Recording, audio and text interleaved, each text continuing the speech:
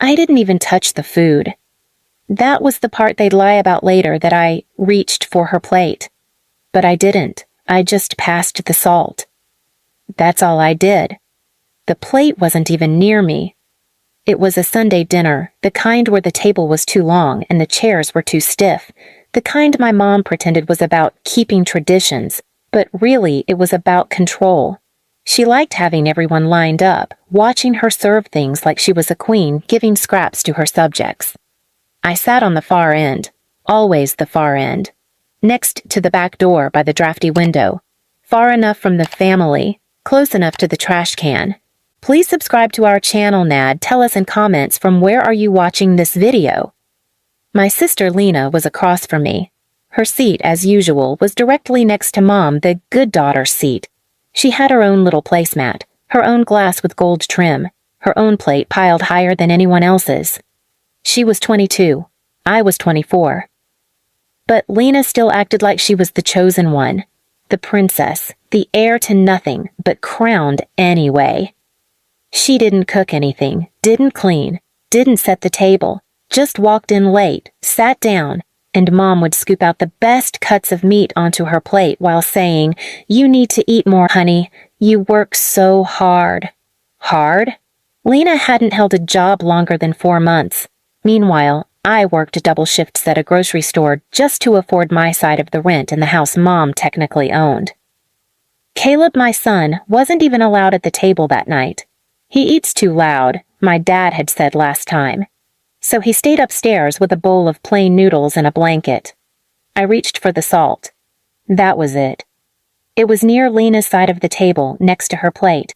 I leaned over slowly, quietly, and she suddenly hissed, "Don't touch my Before I could even register what was happening, she stabbed the fork straight into my shoulder. Not a poke, not a jab. A full stab. Metal teeth punctured through the fabric of my shirt, bit into my skin. I screamed, short, sharp, more from shock than pain. The fork stuck for a second, then fell to the floor with a clatter. Blood started seeping through the cotton. I stood up, chair flying back. My hands went to my shoulder. I stared at Lena, wide-eyed. She just sat there, calm, like she'd swatted a fly. "She reached for my food," she said. My mom stood slowly, not rushing to me, not checking the blood. She looked down at the fork, then at me, then said, "You shouldn't even be eating with family. You weren't invited." I blinked. "You told me dinner was at 7, I stammered. Mom shrugged. "I said that out of politeness. We didn't mean you, or your situation." She meant Caleb. She always called him your situation. I looked to my dad. He was still chewing, didn't even pause to look up. And Lena?" She started eating again. No apology, no flinch, just stuck another fork in her food like nothing happened. I stumbled back a step, pressing harder on my shoulder. Blood had soaked through now.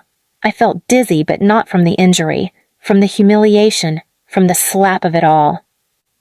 I'd taken the bus to work at 4 a.m. that morning, stocked shelves for 9 hours, walked home in the cold, tucked Caleb into bed early, then came down here, hoping maybe just once I'd be treated like a person.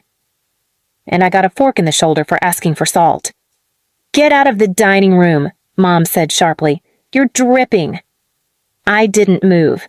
"I said out," she hissed. "Take your mess upstairs. You can eat after we're done if there's anything left." No one looked up. No one stood up. No one defended me. I walked to the sink, grabbed a paper towel, pressed it into my shoulder. My fingers were trembling. My chest felt like it was made of glass. As I reached the stairs, I heard Lena laugh. "I guess that's what happens when you act like a dog."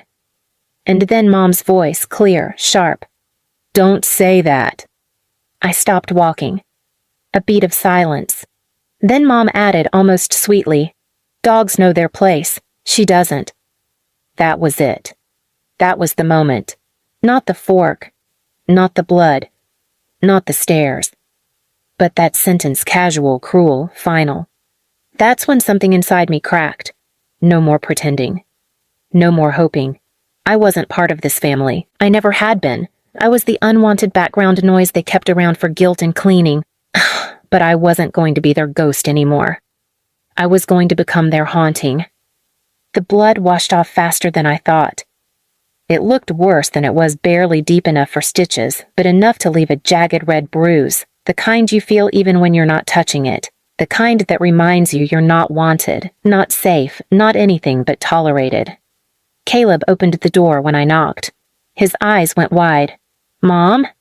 He looked down at the towel pressed to my shoulder. "Did you fall?" "No, baby," I said, keeping my voice steady. "Just a scratch." He stepped aside and pointed to the bed. "I saved you the noodles." I couldn't speak. My throat was too tight. I sat on the edge of the mattress, still shaking, still trying to understand what just happened downstairs. My family had watched me bleed, and then kept eating. I didn't eat the noodles. I watched Caleb draw pictures. I brushed his hair with my fingers while he told me about a dream he had where he was flying above a city of jelly beans. I smiled. I nodded. And inside, I was somewhere else entirely. Because I knew what came next. They'd pretend it never happened. That was the family specialty. Rewrite the moment, twist it. She made a scene. She was aggressive. She tried to ruin dinner. I'd be blamed again for existing. And Lena? She'd probably be praised for keeping her cool. So I stayed quiet that night. Didn't come downstairs, didn't text anyone. Just tucked Caleb in beside me, locked the door, and listened through the floorboards to the sound of clinking dishes and laughter like nothing had happened. The next morning, Mom left a plate at the bottom of the stairs. A single boiled egg, no salt. Like a message. Like a leash. I kicked it down the hallway. At work that week, I started keeping a notebook in my locker. Not a diary. I didn't need another outlet. I needed a blueprint, a plan, something beyond the pain, because I wasn't just angry. I was focused. I started writing down every detail I remembered about Lena, about Mom, about things they'd said, things I'd let go. I listed people they lied to, stories they told that never lined up, names, dates, statements. It wasn't about exposing them, not yet. It was about pattern. And then something strange happened. Miss Clay, my manager at the store, called me into the office. "I got a call from someone," she said carefully. "They said you stole a bottle of wine last week." My jaw dropped. "What?" "We checked the cameras. You didn't, obviously. But it came from someone named Lena." I blinked. My mouth was dry. "She said she was your sister," Miss Clay added, then lowered her voice. "Look, I'm not saying you need to do anything about it. Just watch your back." I nodded, heart pounding. They weren't satisfied with stabbing me. They wanted me erased. And if I didn't act now, they'd just keep finding new ways to make me invisible. That night, I did something I never thought I'd do. I called my Aunt Carla. She hadn't spoken to my mother in years. She lived 2 states away, but she answered on the first ring. "Anna?" she said, surprised. I told her everything. Fork, words, Caleb, everything. She listened without interrupting, and when I finished, she didn't offer pity. She said, "I always knew your mom had a darkness, but I didn't know it spread like this." She paused, then, "I want to help." I didn't cry, but I felt it. That unfamiliar, fragile thing crawling back into my chest, the thought that someone might actually be on my side. Carla invited us to visit. "Just a few days," she said. "Clear your head." I said yes, not to escape, but to breathe, to get Caleb somewhere warm, somewhere safe. But before I left, I did one more thing. I took a photo of my shoulder. The bruise was still there, angry, red, shaped like the ghost of a fork. Then I printed it, folded it inside an envelope. And on the front, I wrote, "Every scar has a story. This one's yours." I left it on Mom's pillow. No return address, no explanation. And I left. I didn't tell them where I was going, because I wasn't just walking away. I was walking toward something. Something they wouldn't see coming. Carla's house was warm in a way that had nothing to do with the thermostat. She had soft throw blankets, mismatched mugs, and a photo of her daughter's high school graduation on the fridge framed in glitter glue. She made pancakes at 10 p.m. because Caleb said he was a little bit hungry but not dinner hungry. She bought me socks because she said the ones I had looked like they'd been in a war. She gave me space, but she also gave me a mirror. Not the kind you hang, the kind that shows you who you've been pretending not to be, the part of you that's still alive under all the bruises and silence. 3 days in, she asked me, "Do you want to go back?" And without thinking, I said, "No." That was the first honest answer I'd said in years. But not going back wasn't enough. Because Lena would keep lying. Mom would keep smiling at neighbors like she wasn't the woman who said I shouldn't even be eating with family. And Caleb would grow up thinking this was normal, that moms could be monsters and still be called grandma. I wanted them to feel the same pain they gave me, not physically, but deeply, the kind that whispers in your sleep and makes your reflection hard to look at. So I built something. Not a public post, not a viral video, not some messy exposure. I built an invitation. It looked like a wedding invite. Same font, same gold foil, same envelope design. Inside it said, "If you are out, you are invited to witness the reading of a legacy. Dress accordingly. Silence is mandatory. Attendance is required for those who forgot who they erased. No name, no sender." I mailed it to one person, Lena.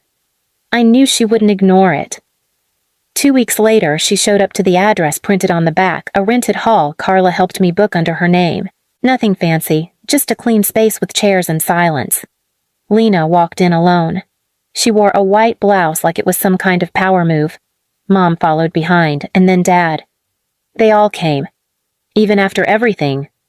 Because they couldn't resist an event they weren't in control of. When they entered, there was one thing at the front. A single wooden table. On it, 3 things. 1.